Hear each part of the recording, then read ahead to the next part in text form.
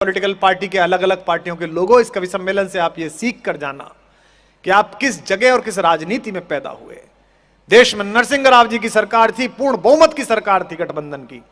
उसके बाद भी हमें जब जिनेवा में अपने पक्ष रखने का मौका मिला पाकिस्तान के सामने, तो कांग्रेसियों ने किसी कांग्रेसी को नहीं भेजा, सबसे अच्छा बोलने वाले हमारे कवि कुल के बड़े अटल बिहारी वाजपेयी को प्रतिनिधि बनाकर भेजा संयुक्त राष्ट्र संघ में। अटल जी का स्वास्थ्य खराब हो गया तो उनको इलाज कराना था, तो राजीव गांधी जी ने उन्हें बुलाकर कहा कि मैं आपसे ये आग्रह करता हूं कि आप कृपा पूर्वक सरकार के पैसे पर बाहर चले जाइए, अपना इलाज करा के आइएगा। जब उन्होंने मृत्यु पर कविता लिखी थी, उस कविता को पढ़ने के बाद, और यहां बैठे हुए अनेक पार्टी के लोग बैठे हैं, उनके कहना चाहता हूं, नेहरू से बड़ा हीरो तो पैदा नहीं हुआ था आजादी के बाद। आज बात अलग है कि सुबह सुबह व्हाट्सएप विश्वविद्यालय पे एक सिलेबस उतरता है। इस देश में एक व्हाट्सएप यूनिवर्सिटी है, उसमें पढ़ने के लिए मूर्ख होना न्यूनतम योग्यता है, प्राथमिक योग्यता है, उसमें कुछ करना नहीं पड़ता।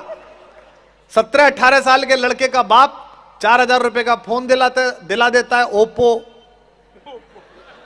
और वो पट्टा शुरू के पोपो, और गांधी पे बात करता है। Can you believe?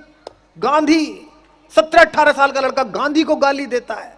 यहां जवान लड़के बैठे हो तो उनसे कहता हूं, लातूर के बाहर खड़े हुए महाराष्ट्र पुलिस के दरोगा से जो वसूली कर रहा हो, जिस दिन उसकी आंख में आंख डाल के बात करने का साहस पैदा कर लो, उस दिन गांधी का नाम लेने की कोशिश करना। इतना बड़ा जादूगर पैदा किया इस देश।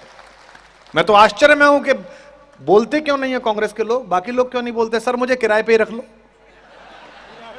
हाँ, मतलब मैं पढ़ रहा था 1933 में गोलमेज सम्मेलन में बापू गए, जिस बात को कह के मैं संपत सरल को बुला रहा हूं, और मैं आशा करता हूं कि एक एक व्यक्ति इस पर मोहर लगाए जो आज मैं लातूर में कह के जा रहा हूं। 1933 में जब बापू गए तो ब्रिटेन के राजा से मिलने का समय तय हुआ, और ब्रिटेन का राजा ऐसा राजा नहीं था जैसी आज की महारानी है, 2/3 दुनिया का मालिक था, 2/3 दुनिया का, जिसको चाहे गर्दन काट दे, जिसको चाहे जमा करा दे।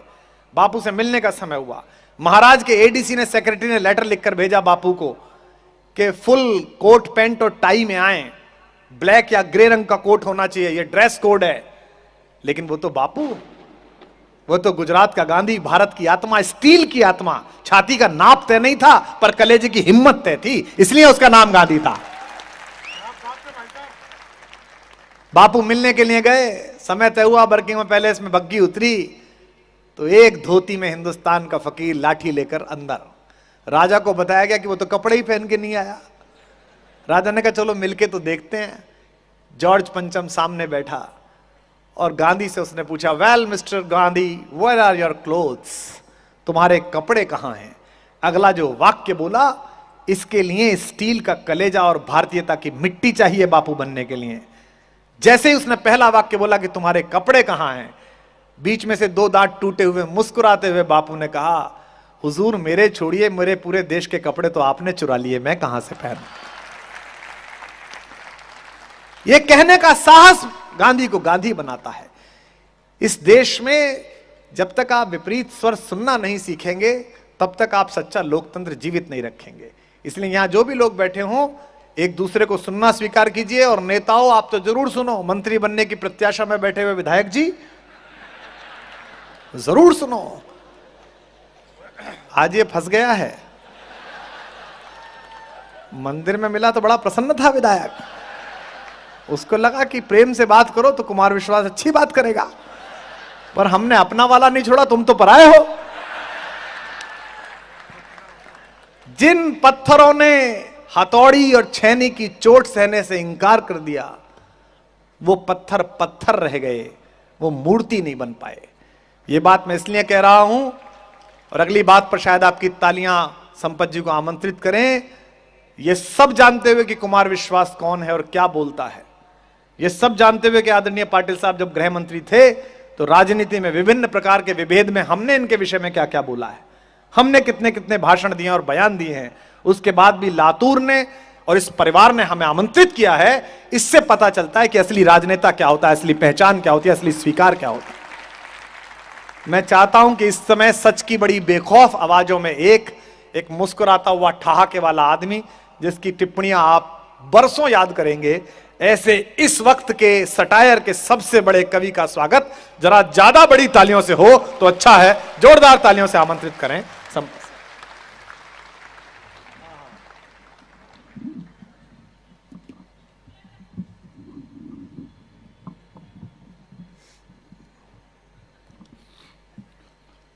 सम्माननीय पाटिल साहब और तमाम जो अग्रिम पंक्ति में महनीय लोग बैठे हैं और सभी श्रोताओं का अभिवादन। डॉक्टर कुमार विश्वास का जादू आपने देखा। अगर कोई सिनेमा का सेलिब्रिटी भी यहाँ होता तो भीड़ हो सकता है इससे दोगुनी होती, लेकिन हुड़दंग भी होता। और आप पूरे मनोयोग से, शांत चित्त से पूरा कवि सम्मेलन सुन रहे हैं।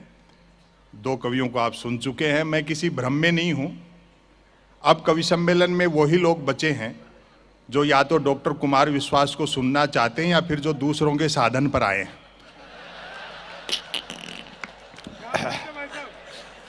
यहां ये सूचनीय है कि हैदराबाद से ये भी मेरी कार में ही आए।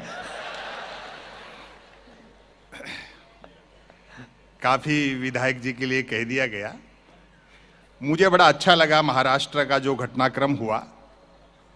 ये पहला मौका है जब चौकीदार का पाला किसी थानेदार से पड़ा है।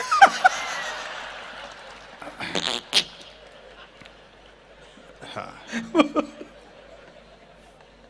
स्वस्थ लोकतंत्र में विपक्ष बहुत मजबूत होना चाहिए और जब चुना हुआ विपक्ष कमजोर हो तो यह जिम्मेदारी बुद्धिजीवियों पर आ जाती है। बहुत अच्छे, बहुत अच्छे। मुझ पर और डॉक्टर कुमार विश्वास पर और तमाम कवियों पर, विशेषकर मुझ पर यह आरोप लगता है।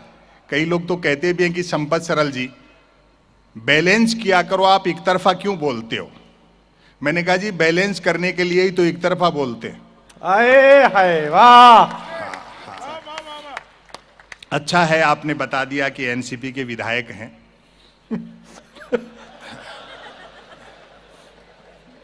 सेकंड की सुई भी घड़ी की घंटे का काम कर रही है।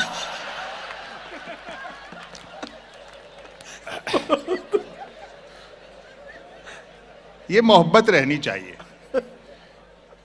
अभी पिछले दिनों एक कवि सम्मेलन में सामने विधायक बैठे थे, मुझे पता नहीं था किस पार्टी के हैं, तो मैंने ऐसे पूछ लिया। मैंने कहा साहब बीजेपी में हो, कांग्रेस में हो क्या? बोलो नहीं बीजेपी में हूं, कांग्रेस में घंटे भर पहले थे। हाँ। देखो 2 लोग मिलकर के इस देश को जिस तरह से चला रहे हैं, ये गुस्से की बात नहीं है, ये तो मजाक का विषय है। आपको हंसना चाहिए इस बात पे। जिस पे आपको गुस्सा आता है, हम कवि लोग बहुत हंसते हैं, ठहाके लगाते हैं इस पे। इतनी बड़ी पार्टी फिर भी तोड़ फोड़ में लगे रहते हैं। मैं तो ये समझता हूं कि गृह मंत्री और प्रधानमंत्री अकेले में मिलते होंगे तो क्या बात करते होंगे। बोले उसको तो पटक ही दिया, इसका ये कर देंगे, उसका वैसे कर ही दे जाएगा। मैंने कहा भाई बहुत जोरदार। जिस तरह से विरोधी पार्टियों में इतनी बहुमत के बावजूद तोड़ फोड़ कर रहे हैं, कहीं ऐसा नहीं हो कि 2024 के चुनाव में बीजेपी का चुनाव चिन्ह हो हाथ के पंजे में कमल का फूल। हाँ। लेकिन पाटिल साहब निराश होने की बात नहीं है। तमाम लोग जो बैठे हैं कि होके मायूस ना आंगन से उखाड़ो पौधे, धूप बरसी है तो बारिश भी यहीं पर होगी। चीजें बदलती रहती हैं। हम पर अक्सर आरोप लगता है कि हम कवि लोग आलोचना करते हैं, देश की बुराई करते हैं। अभी मैं कल दुबई से ही आ रहा हूं, बहुत दुखी हैं वहां के लोग। पूरे 7-8 घंटे में वहां रहा है, एक गाड़ी का हॉर्न नहीं सुना। पता नहीं इतनी शांति में कैसे रह लेते। यहां तो स्पीड ब्रेकर आ जाए तो भी हॉर्न बजाते हैं।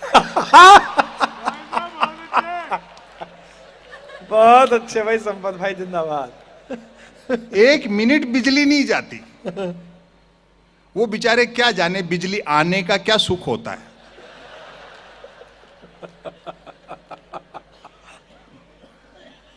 फिर लिया तुम्हारे टाइम में जरूर आना था चाय वाला। मेरी तो मत रखना भैया, एक ही भारी पड़ रही। नहीं ये 2 बार आया, चूंकि चाय वाला भी 2 बार आया। ये सब चलता रहता है। हम कोई किसी की बुराई नहीं करते, इस देश पर उतनी मोहब्बत हमको भी है जितनी किसी देशभक्त को होती है। बहुत अच्छा। हाँ, हम तो आईना दिखाते हैं, उल्टा वो ज्यादा अच्छा है, वरना इस राष्ट्र पर हमें भी गर्व है। और खुशी की बात है कि पिछले 5-6 साल में तो इतना काम हुआ है कि भारत फिर से विश्व गुरु होने में है। अच्छा, लगभग आउटर पर खड़ा है। और वैसे भी उस देश को विश्व गुरु होने से कौन रोक सकता है जिसकी जेलों तक में संत महात्मा रहते हो। भाई जिंदाबाद संपत, क्या बात है, वाह। हाँ हाँ हाँ, क्या व्यंग है। जो जो मुद्दे सुलझाने के नाम पे मेरे ख्याल से उलझाए जा रहे हैं उनका मूल्यांकन समय करेगा। अभी जैसे धारा 370 का मैटर हुआ, ये चीजें भी भविष्य बताएगा कि कितना सही है कितना गलत है। बैंड तो हमारी शादी में भी बहुत जोरदार बजा था।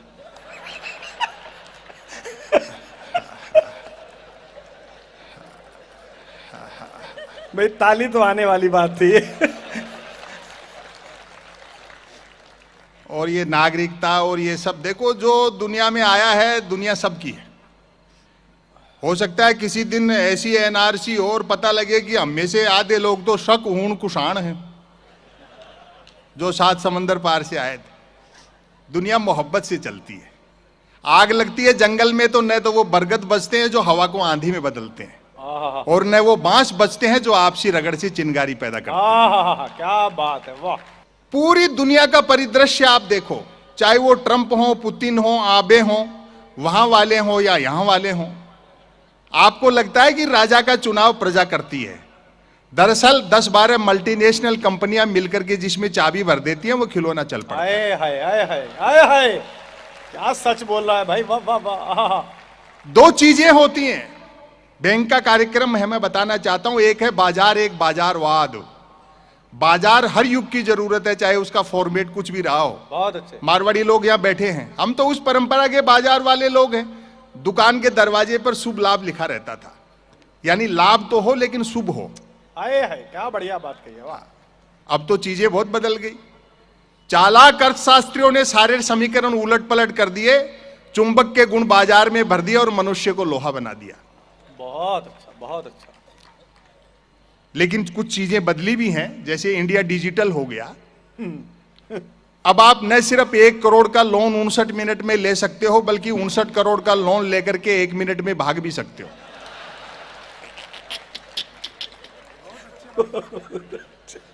और व्यापार तो इतना आसान हो गया कि कोई भी आदमी किसी भी समय कुछ भी व्यापार कर सकता है। अभी मैं पिछले दिनों दवा की दुकान पे गया। दरअसल तबीयत खराब नहीं थी, एक्सपायरी डेट की दवाइयों पे डिस्काउंट चल रहा था। संयोग से उस दिन धनतेरस थी। दुकानदार मेरा परिचित था, उसने मजाक कर ली, बोले यार आज त्योहार के दिन भी बीमार पड़ गए क्या। मैंने बात संभाली, मैंने कहा ऐसा नहीं है, 2 कारणों से खरीदारी करने आया हूं। एक तो आज कुछ ना कुछ खरीदने का रिवाज है, और दूसरा पूरे दुकान में आज के दिन आप ही के यहां सबसे कम भीड़ थी। तो वो भी मजाक पे उतर गया, बोलो ठीक कह रहे हो। दूसरे दुकानदारों की बिक्री देख करके मैं भी सोच रहा था कि एक दिन के लिए दुकान के आगे थोड़े से बर्तन लगा लेता, दवा की दुकान के आगे तो 2 पैसे ठीक से कमा लेते।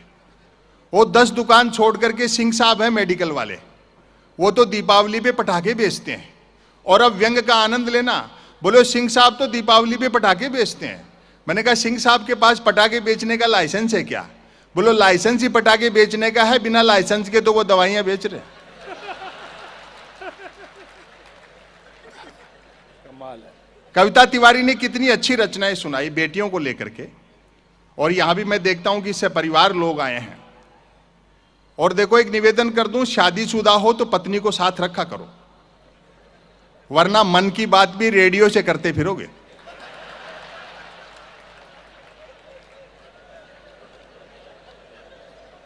वैसे भी औरत का त्याग, स्त्री का त्याग संसार में पुरुष से बड़ा है। वो पति ने डींग हाँकते हुए कह दिया पत्नी से, मेरा बड़प्पन देख जो तेरे से बिना देखे शादी कर ली। पत्नी बोली मेरी भी हिम्मत देख जो तेरे को देखने के बाद भी मना नहीं किया। हाँ। मीडिया के लोग यहां बैठे होंगे, मैं माफी चाहता हूं, हालांकि ये काम उनको करना चाहिए। लेकिन गलती उनकी नहीं है, दरअसल वो भी हमारी तरह देश की सेवा करना चाहते हैं। वो बता सकते हैं क्रांति चेतना क्या है, लेकिन कलम तो जेब में टांग दी, हाथ पीछे बांध दिए, तो क्या लिखे बेचारे। जिस पाखंडी की खबर लेकर के जाते हैं अखबार में पता लगता है दूसरे दिन उसी का आधे पेज का विज्ञापन है आशीर्वाद देते हुए। अद्भुत बात है भाई। तो ये क्या कर लेंगे। लेकिन हंसा ये भी कम नहीं रहे साहब। यहां का तो मुझे पता नहीं, हमारे यहां तो अखबार 3 चीजों के लिए पढ़े जा रहे हैं: बिजली कटौती, उठावना और राशिफल। और रोज नए निकलते हैं। एक दिन तो अखबार के दफ्तर से 2 लोग आगे बोले, संपत सरल जी नया अखबार लॉन्च कर रहे हैं, आप भी ग्राहक बन जाओ। क्योंकि अखबारों का अब कोई पाठक तो बनता नहीं, ग्राहक ही बनते। 1 रुपए में 16 पेज। मैंने कहा भैया रुपया चाहे 1 की जगह 2 ले जाए, लेकिन 16 पेज खाली दे जाए कर। फिर मैंने रिसर्च की कि इतने अखबार बिकते कैसे हैं। तो अचानक एक दिन एक अखबार के दफ्तर से फोन आया, बोलो संपत सरल जी आज आपका नाम हमारे अखबार में छपा। मैं बड़ा खुश हुआ, जी आपका अखबार कहाँ मिलता है? बोले हमारा अखबार कोई होकर नहीं बांटता है, जिस किसी का नाम छप जाता है दिन भर वही खरीद खरीद कर बांटता है।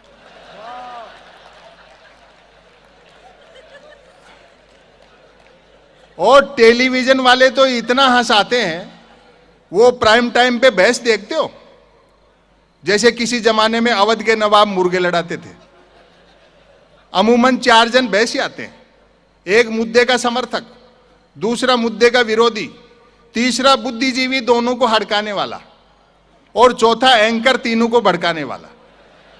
और व्यंग पर आपकी तालियां उठेंगी, चौथा एंकर तीनों को भड़काने वाला। बहस होनी होती है गरीबी की रेखा पर और करते रहते रेखा की गरीबी पर।